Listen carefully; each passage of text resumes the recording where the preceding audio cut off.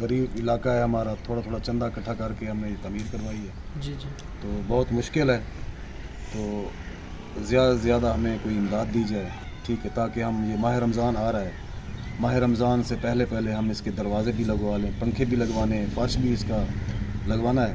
जी जी। तो अगर मेहरबानी हो सके तो ये बच्चों के सदक़े ये कुरान पाक पढ़ते हैं, जी जी, तो उनके सदक़े हमें इमदाद की जाए इंशाअल्लाह।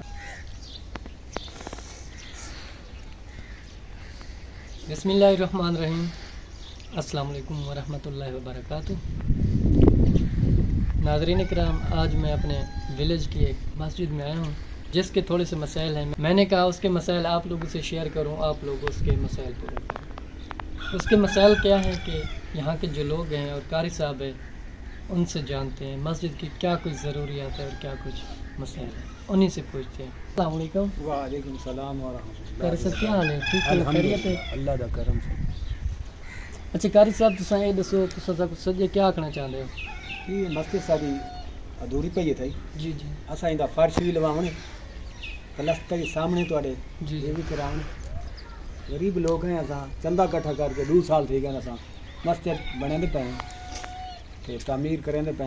गरीबा भी था बहुन सजन वास्ते असां यो कपड़े बदन बड़ी मुश्किल आते। घर में अगो आ गए ते पक्खियां की ज़रूरत है, जी प्लस्तर भी करने, सारा निज़ाम तुहाडे सामने। दरवाजे कहनी अहम लाजमन, दरवाजे कहनी जानवर अंदर आवे न, जी जी। बड़ी गंदगी काटवे न, आखिर अल्लाह का घर है। कारी साहब आप ये बताएं, इस मस्जिद को कितना अरसा हो गया ये ज़ैर तमीर है? ये 2 साल हो गए, तकरीबन 2 साल। 2 साल हो गए। हाँ, तो यहाँ मस्जिद को घर कितना लगते हैं तकरीबन? जो घर है इधर घर है तो नमाज़ी आते हैं।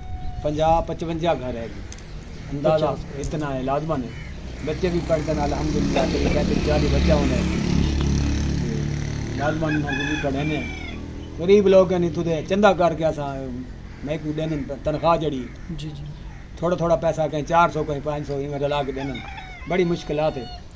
तो मेहरबानी की वजह साढ़े वास्ते जी साढ़े लाजमन पहले दरवाजे भी बहुत मुश्किल हैं, जानवर अंदर आवन, उधर प्लस्तर सारा करने वाला पैर गया, बहुत सारा साढ़े वास्ते तंगी है। मेहरबानी करके साढ़े वास्ते तावन किया वजे।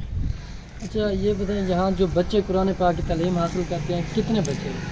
बच्चे हैं जी 40-35-40 बच्चा है, जी जी। इतना तो है। और ज़्यादा थी पर घटते नहीं पे अल्हम्दुलिल्लाह। या तो इंशाअल्लाह। अस्सलाम वालेकुम। वालेकुम सलाम। अच्छा आप मुझे ये बताएं, इस मस्जिद की क्या कुछ ज़रूरियात है?